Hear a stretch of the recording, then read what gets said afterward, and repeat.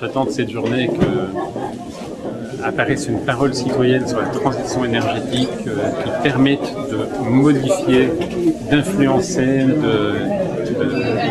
d'infléchir les termes du débat en complétant le point de vue des experts, des parties prenantes au débat avec le point de vue des citoyens. C'est vraiment un très très grand moment pour la démocratie, c'est un très grand moment pour la décision publique, c'est un très grand moment pour les politiques publiques en France. Je suis là aujourd'hui parce que ce débat national m'intéresse et je pense que c'est un enjeu majeur pour la planète. Ce que je trouve intéressant, c'est justement le fait qu'il y ait un panel de personnes qui participent. Je pense qu'à plusieurs, on est plus apte à trouver des solutions pour le futur que quelques-uns dans un bureau. Voilà. Donc je pense que c'est une bonne idée. En tout cas, ça mérite d'être essayé. Voilà. J'attends vraiment de savoir comment le processus pour vraiment faire attention aux effets de serre, de les limiter. Le processus pour limiter notre consommation d'énergie, qui est le facteur de tout le monde, qui grève beaucoup notre budget. Et puis voir sincèrement les efforts qui sont faits vis-à-vis de ça. Parce qu'on est en droit de se poser des questions. Ça va?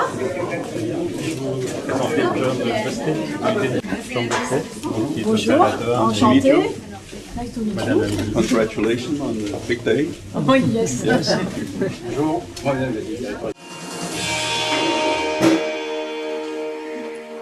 Madame la ministre, est-ce que c'est vous qui avez pris l'initiative dans ce travail gouvernemental d'organiser ce débat citoyen? Vous pouvez nous expliquer ce que vous en attendez? Je voulais commencer par remercier chacune et chacun d'entre vous de votre investissement, de votre participation à cette aventure collective. Au même moment, dans 11 régions métropolitaines et 3 départements d'outre-mer, il y a des salles comme celle-ci, avec des citoyens comme vous, auxquels vont être posées les mêmes questions, selon la même méthodologie, avec le même cheminement, tout au long de la journée.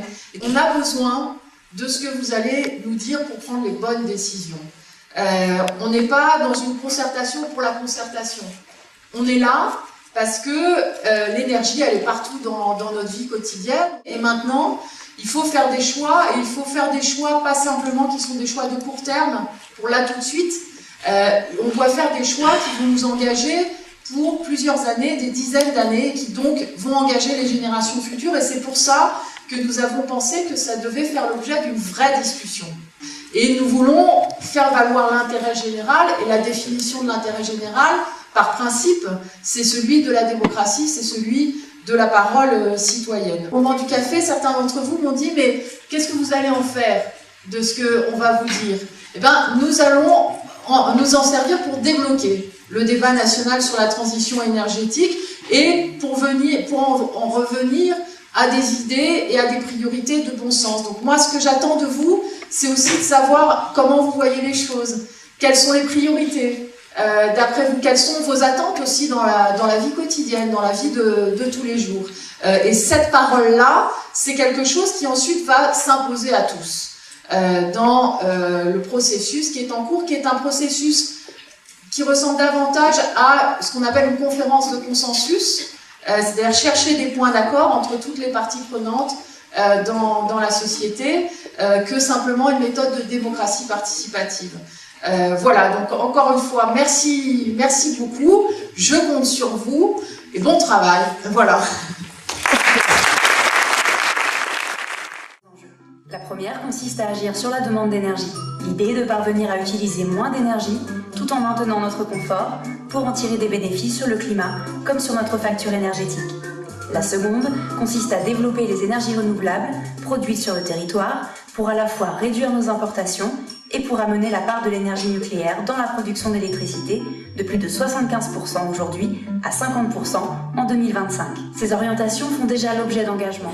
Ce qui en ressort, c'est que de toute façon, il va falloir dans un premier temps, avant d'entamer cette transition énergétique, que chacun, qu'il y ait une prise de conscience collective que chacun pense à son petit quotidien et regarde les efforts qui peuvent être faits, parce que ce sont des sources d'économie d'énergie. Ce que j'espère de cette journée, c'est que nationalement, justement, nous soyons entendus, que nos idées soient retenues dans un but constructif, parce qu'il y a beaucoup de choses à faire. On a participé à cette journée en étant convaincu que ça avait du sens. On sait bien que ça a un double effet, des journées comme celle-là.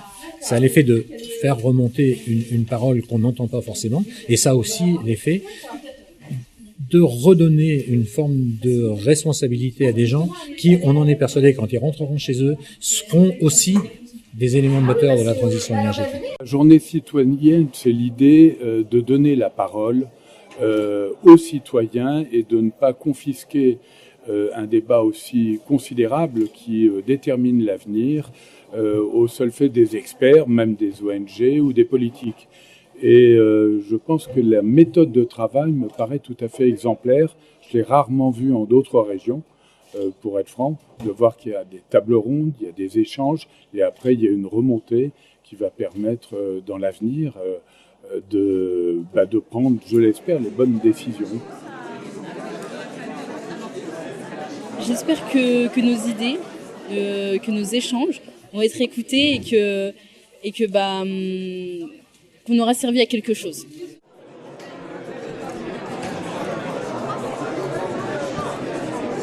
Je suis là avec Jean Jouzel. Bonjour à tous. Et merci à vous tous et merci à Marc, à tous les organisateurs. Les questions qui ont été abordées, bien sûr, c'est la nécessité de la transition énergétique. Est-ce plutôt risqué ou est-ce que c'est plutôt une chance? D'après ce que j'ai entendu dire, les gens pensent que c'est plutôt une chance, ce qui est très bien. Je pense en plus que ces types de techniques où on met en jeu une intelligence collective, c'est extrêmement satisfaisant et extrêmement porteur et ça produit des résultats très intéressants. J'ai l'impression que ça prend de l'ampleur et donc c'est intéressant et maintenant il faut que non seulement ça ait lieu mais que ça ait de l'impact sur les politiques publiques.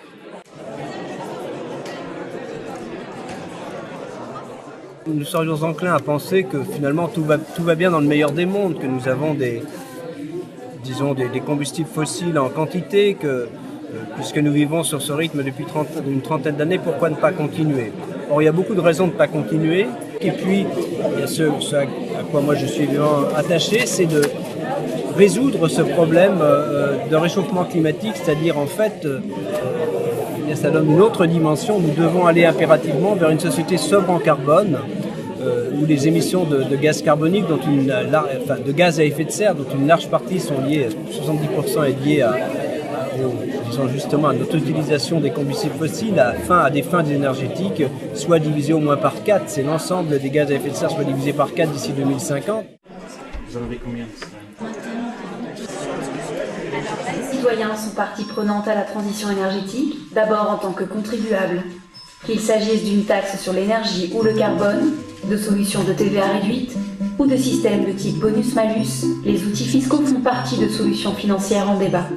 Les pouvoirs publics doivent veiller par leur politique fiscale et tarifaire à une juste répartition des efforts et des bénéfices entre les entreprises, les ménages et l'ensemble des acteurs de la transition énergétique. Alors ce matin à Paris, ça s'est vraiment très bien passé et je dois dire que pour nous c'était une surprise parce que finalement réunir dans une même pièce 100 personnes qui ne se connaissent pas sur un sujet qui, s'il les concerne au quotidien, est quand même un sujet technique, pas toujours facile à appréhender, eh bien on a été vraiment très surpris de voir la qualité des discussions et surtout l'envie de débattre et de réfléchir ensemble pour des sujets qui nous engagent à horizon 2025-2050 et on a senti que il y avait à la fois cette envie de discuter, d'échanger et puis d'arriver à des propositions concrètes. Et ça, je crois que c'est très important. Ensuite, la première question qu'ils nous ont posée, c'est nous, on est très contents d'être là, mais finalement, à quoi ça va servir?